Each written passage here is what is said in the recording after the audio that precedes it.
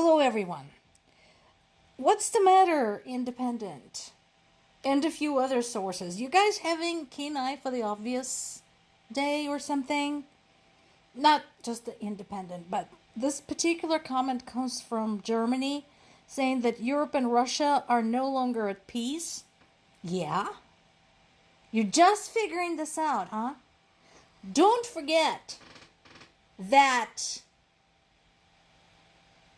this latest round of hostilities against Ukraine began in October, November 2013 when Russia pressured the pro-Russian Ukrainian President Yanukovych into canceling an expansion of the trade deal with Europe. And then when Ukrainian people overthrew Yanukovych because they wanted to pursue further ties with Europe, Putin invaded Crimea and eventually the Donetsk-Luhansk region. So, because all of this took place because of Ukraine's intention to pursue European style of development, I am sorry to tell you guys, but Russia and Europe haven't been at peace in a long time. Oh, Reuters. A secret no more. Russia and North Korea battle against Ukraine is celebrated in a Moscow exhibit. Sweetie, it was never a secret to anyone who has been paying attention to the news. We know this. I mean, the fact that, they decided to put this on display doesn't mean that we didn't have documented evidence of North Korean participation. Maybe do your job and report something that is actually new and important. Now, this is something that we talked about in the past. So even though Trump is considering or saying he's considering letting Ukraine buy Tomahawk long-range missiles, it doesn't mean anything will come out of it, and that is understood in Ukraine.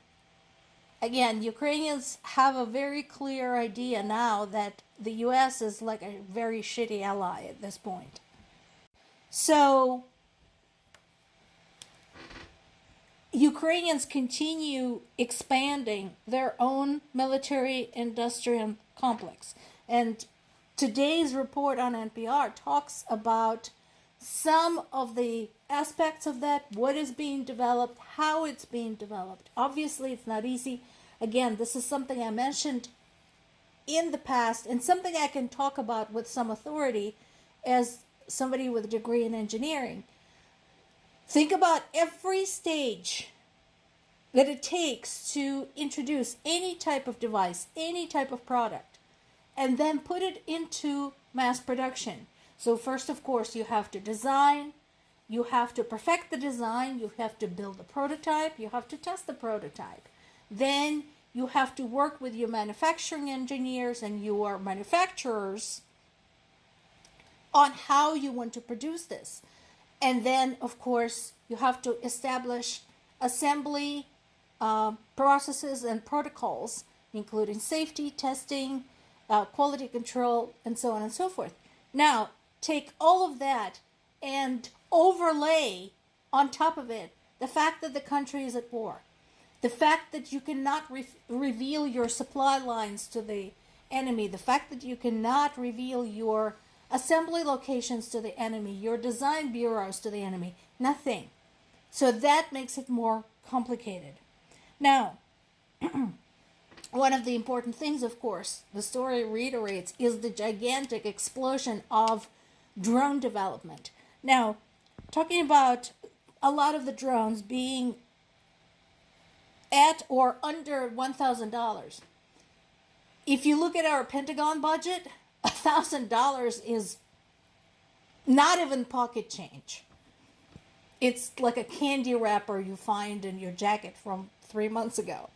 So the fact that Ukraine was able to say, okay, what can we do on a shoestring budget so that we don't have to count on other unreliable allies? And this is what they come up with. Now, some of the engineers coming back from other countries. These are tech students who have been educated in the United States and had a chance to do internships in the United States and had jobs in the United States or possibly elsewhere in Britain, in Germany, in France, Italy, etc., coming back to contribute what they have learned and to determine what they can do with less, which is useful. What can they do in terms of efficiency, what they can do in terms of quality, and so on and so forth. Somebody laughed at me yesterday when I said Ukraine is one of the strongest, if not the strongest army in the world. Don't laugh. Because, yeah, sure, it's impressive to watch the Chinese doing their goose step across the square. Yeah, American army is supposed to be really, really good. But tell me, how many of the armies of the world today have had actual combat experience that is long term? So we have some groups of military in the US who have been to Iraq, who have been to Afghanistan, who had served multiple tours of duty. But how many of them have been at war day in, day out, with basically no breaks for 3.5 years? Because that is what Ukrainian military is facing right now. And had to basically build technology base while fighting a war. Basically, build an airplane while you're flying it. How many of them can say that about themselves? Because I would suggest you listen to your own military leaders, many of whom have expressed amazement and admiration about what Ukrainians have actually done. We have a big summary on Kyiv Independent website. So multiple developing stories. This is one of them. Poland detains Ukrainian suspected of Nord Stream sabotage. So this is the act of sabotage that took place 3 years ago, 2022. And Nord Stream, of course, is the line connecting Germany and Russia. So there is now discussion about what to do about this person. First of all, it is a suspect. Nothing has been proven yet. Okay?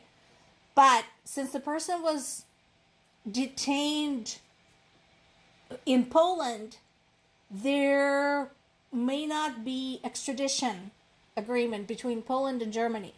So there is some question as to whether Germany can actually prosecute.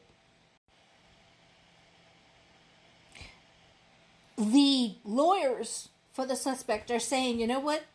Considering the war and everything, and considering that the Nord Stream is owned by Russian company Gazprom, which finances the war activity, the defense does not see the possibility of bringing charges against anybody who participated in that act of sabotage.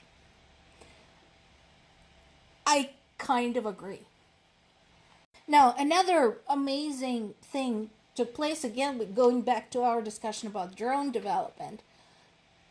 So, for the first time in the war, a Russian helicopter was destroyed by a drone. There are now numerous videos. You can look it up. Ukrainian drone destroys Russian helicopter. And it is impressive. Russia immediately lied about it, said that it was a controlled landing and everything was fine. It was just like some kind of a small technical problem. No. Go find those videos and watch them. That is not a controlled landing. And that marks another stage, another milestone in the development of Ukraine's military technology. You want to defend against Russia? Get in on this. More to come.